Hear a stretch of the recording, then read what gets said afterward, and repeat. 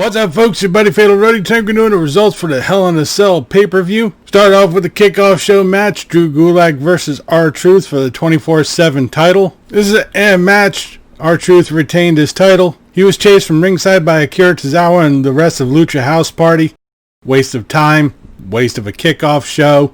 Yeah, why do we have these things? Before the main card, Mustafa Ali lays down a challenge to the Hurt Business. They get to pick somebody from Retribution to face someone from the Hurt Business. That looks to be possibly interesting. So we go on to our main card. Our first match is a Hell in a Cell match. Jey Uso versus Roman Reigns for the Universal title in an I Quit match. This is really weird. I wasn't expecting them to start off the pay-per-view with this match. Roman Reigns comes out sporting a gold glove.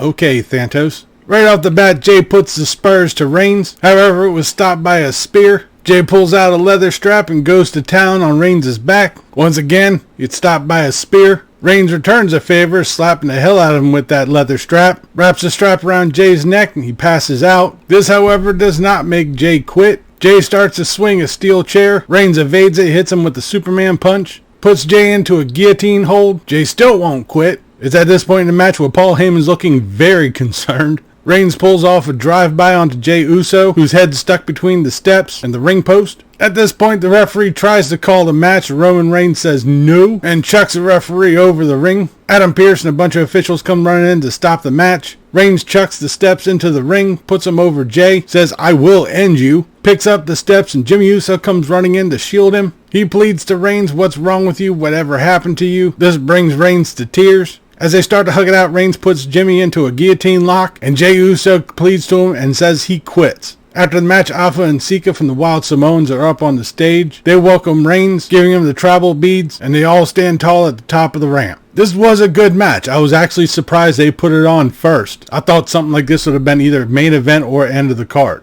Now we start off with a good point in the card. Now we gotta dredge through some shit. Jeff Hardy versus Elias. Thankfully, towards the beginning, Jeff Hardy interrupts Elias' song. This is a match. There really wasn't much spectacular about it. Elias rolls out to the ring, grabs a guitar. Hardy takes the guitar from him, smacks him on the back. Disqualification. Alright. We're not going to be seeing the end of this bullshit. And from one train wreck to another, we have Otis versus The Miz for the Money in the Bank contract. Morrison and Tucker are at ringside. This was mostly a waste of the match. Pretty much just like the whole fucking story. It ends with Morrison trying to hit Otis with the briefcase. The referee rejects him. And then shortly afterwards, Tucker hits Otis with the briefcase. The Miz pins him, so he now holds the Money in the Bank case. What the fuck? Why? Seriously? It is later revealed backstage that Tucker was pissed off because Otis was pushed to the forefront of the whole tag team. Oy vey. Yeah, whatever. We then have Bayley versus Sasha Banks for the SmackDown Women's title in Hell in a Cell. Right off the jump, Sasha Banks sends Bayley's chair hurtling out of the ring and under the cell. This was a mean match. Kendo sticks, steel chairs, tables, all in use in this match. All of them used in creative and sadistic means. Bayley duct taped some kendo sticks together. I don't know why. That looked absolutely useless. I really don't even think they were used through the whole match. Sasha Banks unloads a fire extinguisher onto Bayley, smacks the hell out of her with a kendo stick. Banks tries to go for a splash. Bayley pulls a chair out on top of her. Bayley sets up Sasha Banks onto the ladder, tries to go for a drop. Banks rolls off. Bayley takes the full brunt of the ladder. Sasha Banks puts Bayley's head into a steel chair, locks in the Banks statement, and Bayley taps out. So Sasha Banks is now the new SmackDown Women's Champion. Backstage, MVP chooses Bobby Lashley and Slapjack for their match. And to make things interesting, we're going to put the United States title on it. So Bobby Lashley versus Slapjack for the United States title. Glorified squash match. Slapjack taps out to the Hurt Lock. Members of Retribution storm the ring, attack Bobby Lashley, but he was able to fight them off. The Hurt Business come out to even the score, and they send Ali scurrying off. Good job at burying Retribution. We then go on to our main event, Drew McIntyre versus Randy Orton in a Hell in a Cell match. This is for the WWE title. Orton tries to ambush McIntyre outside of the cell. They fight all over the outside, finally getting into the ring.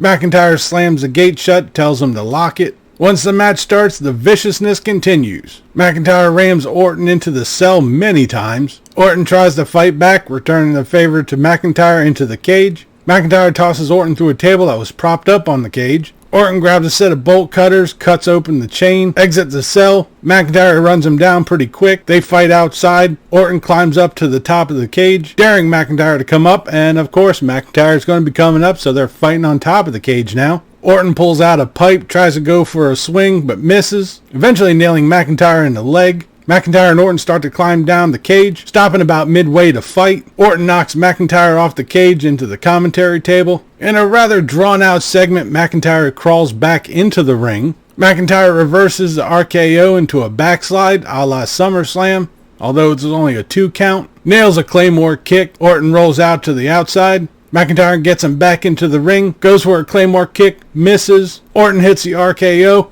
gets the pin, so he is now the new WWE champion. This is his 14th time as champion. He ties Triple H. Orton stands tall on the ramp, holding the belt as we end tonight's pay-per-view. Tonight's pay-per-view, it was a mixed bag.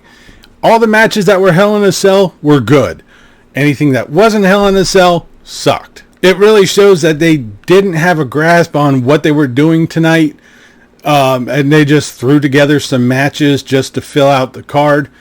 It'd have been interesting if they had if they made the whole pay-per-view Hell in a Cell matches and actually put some thought into the matches and filled out the rest of the card. But everything outside of the Hell in a Cell matches, I wasn't crazy about. So we'll have to see what happens on Raw and SmackDown for the fallout. And that'll do it for the results for the Hell in a Cell pay-per-view. Leave a comment down below if you saw the pay-per-view, what you thought about it, or what you thought about this video. If you liked it, please give me a thumbs up. Don't forget to share and subscribe. I've been Fatalroadie. You've been awesome. Thank you very much for watching. And remember, if it's too loud, you're too old. See ya.